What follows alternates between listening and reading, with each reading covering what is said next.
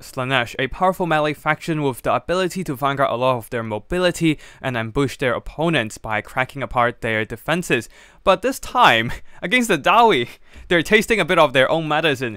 In this battle sent in by Coops, all these devoted marauders of Slaanesh has an explosive start of battle here, as the Dawi miners who are Vanguard deployed are surprising them with a lot of blasting charges at the very first seconds of battle, being fully vanguarded, and the Slaanesh army are not prepared for this formation. Some of the Slaanesh forces are pushing forward now, trying to tie down the miners in melee, while the Hellstriders are deployed way to the back and are not in position to help out. They were most certainly there to harass the Dawi backline, hoping to disrupt their missile infantry and artillery. But the thing is, the Dawi's Rangers all have Vanguard deployment and are now all the way up on the other side of the battlefield, heavily guarded by Slayers. At the same time, the Marauders of Slaanesh, being forced into melee combat prematurely, are being heavily targeted by blasting charges and crossbows. The Slaanesh mobility were not in position to silence the Dawi backline, and the Marauders are paying dearly for it. The armor on the miners helped them hold a little longer against the Marauders, buying more time for the crossbows at the back to dish out the pain. Despite the frontline advantage, Prince Sigvald is still holding back a tide of Dawi forces, and he is still a tough nut to crack for the Dwarfs in this matchup. Finishing him off is presumably the job of Ungrim Iron Fist, who has great armor piercing value with his weapon strength, but unfortunately he is stuck among his own men trying to push through the ranks of his troops. While at the back here, finally the Hellstriders of Slaanesh are moving in, hoping to silence the Dawi crossbows, but the Rangers and the Slayers have turned around trying to respond. Especially the Giant Slayers here with their anti-lash should be able to do some quite decent damage against the Hellstriders, while all these miners are flooding back, hoping to stem the tide of the Slaanesh mobility. While on the front line, the remaining devoted marauders have successfully cut through a whole lot of miners, while Sigvald is finally taking noticeable damage from Ungrim and a surround of Slayers. Though the Dwarfs are over-committing and over-blobbing the Slayers here, now being targeted by a single entity bombardment item. Some of these Slayers needs to be peeled back and start defending the backline. In disguise, the Slaanesh Furies are persistently chasing after the gyrocopters, effectively silencing the Dawi air support, while the Hellstriders are doing quite a bit of hit and run. They are trying to tear at the Dawi defenses and drag away enemy attention, pulling away some of these miners and Slayers from guarding the Rangers, allowing the Furies to drop down and start hunting down the Rangers in melee combat. Even some Hellstriders are able to perform a rear charge onto the Rangers, doing double their charge bonus damage. At the same time, the Exalted Daemonettes, who have been deployed quite far back originally, are now engaging into battle. With most of the blasting charges depleted, they might be a tough nut for the Dawis to crack, as their solid melee stats and armor piercing means that the Dawis cannot trade effectively against them in melee. The regular Exalted Daemonettes do have the charmed effect that can further lower the melee attack of enemy units, and that is going to be a major disadvantage for the Slayers, who doesn't have the best stats against melee infantry. They don't have magic attacks to bypass the Daemonettes' physical resistance, and their anti-large bonus would not help them.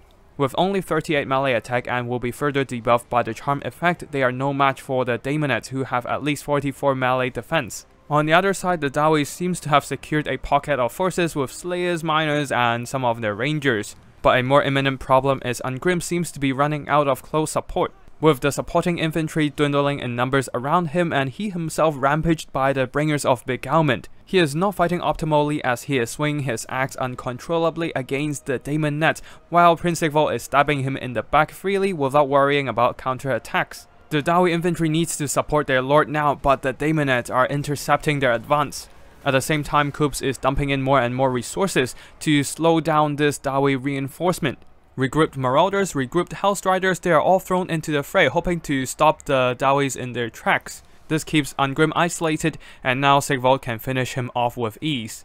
In the sky, some really tattered gyrocopters are shooting at the Marauders. But the thing is, they're also doing a lot of friendly fire onto the giant Slayers themselves. The steam guns of the gyrocopters are great against the light armored Marauder infantry, but unfortunately Slayers have no armor at all, taking a lot of collateral damage by being close to the Marauders. Although the Dwarfs have almost finished the Daemonettes, unfortunately Ungrim is dead. And all that's left are some Slayers holding the line, as well as some Ekron's Miners, who does not have the greatest trade against the devoted Marauders of Slaanesh.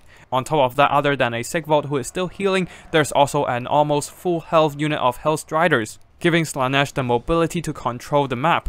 With the Slaanesh characters and mobility propping up the balance of power, things are not looking too great for the Dwarfs. There are some gyrocopters being rampaged by Fascination, but for some reason, they are not rushing into melee combat, but either way, they will still be taking damage from the ability, and on top of that, a bombardment comes in once again. At this point, the only thing left for the Dwarfs to do is surround Prince Sigvald and hopefully finish him in melee combat. With Sigvald running low on available healing and also the armor piercing of the Giant Slayers, there seems to be a sliver of hope. Perhaps the Unbreakable Slayers do have the potential to carry against Prince Sigvald the Magnificently OP.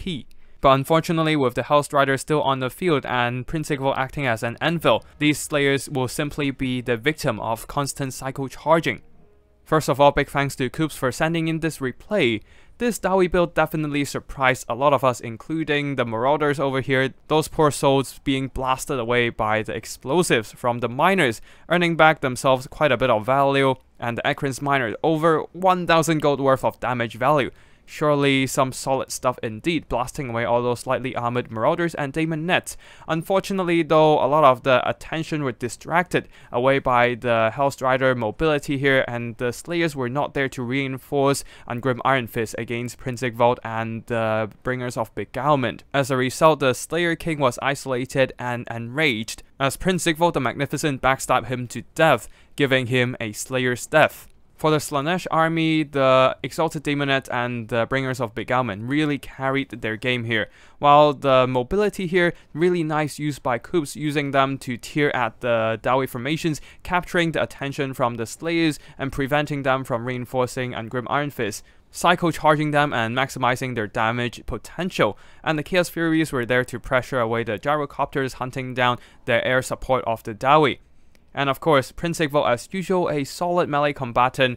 Basically, with his OP toolkit, he can recover from the most devastating damage if given enough time, and in the end outgrind Ungrim Iron Fist and emerge victorious. This is absolutely a fun battle with the Dawi Vanguard build. Perhaps the execution could have been improved by a bit more, but overall still a very creative and interesting approach trying to tackle the Slaanesh matchup. Anyways, that's it for today. If you enjoyed and want to see more multiplayer action, be sure to hit the like and subscribe to the channel. That's it for today. Thank you for watching, and I'll see you in the next one. Tactical Lich, signing out.